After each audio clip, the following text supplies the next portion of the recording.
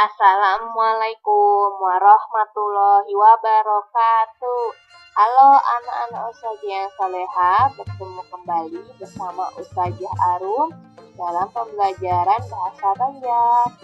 Materi Bahasa Banjar hari ini adalah tentang permainan rakyat Banjar, yaitu bapidak.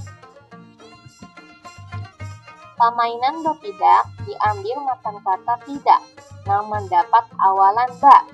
Bapidak, yang berarti main tidak. Permainan ini biasanya dimainakan oleh kekanakan lalakian yang usia sekolah dasar. Tapi kawa jua dimainakan oleh kekanakan yang taganal. Ini adalah permainan bapidak. Alat permainannya. Permainan bapidak menggunakan biji gatah atau biji karet, yang biasanya banyak guguran di kabun gatah, yang disambat biji pidak. Cara memainkannya. Permainan bapidak biasanya dimainkan paling sedikit oleh 2 orang kekanakan atau biasa jua lebih. Biji pidak nang gasan dimainkan ada nang diandalkan nang dijadikan biji pidak nang kuat. Biji pidak nang diandalkan itu ditawarkan gasan diadu kekuatannya. Tawaran itu diterima oleh kekawanannya nang lain, nang jua baisian biji pidak andalannya.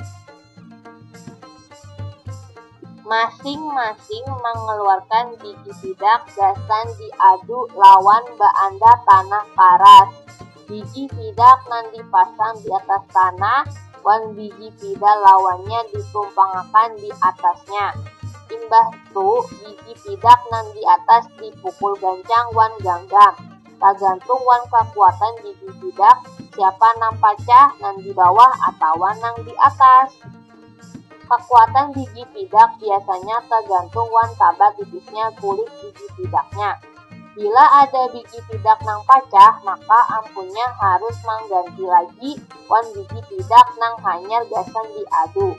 Permainan bapidak ini biasanya ampihan bila biji pidak sudah habis. Permainan bapidak mengandung nilai pendidikan nang positif, yaitu kerjasama, melatih sikap sportif, wan merapatakan bakakawanan. Demikianlah pembelajaran bahasa Banjar untuk hari ini. Atas perhatiannya diucapkan terima kasih. Salah hilap mohon maaf. Wassalamualaikum warahmatullahi wabarakatuh.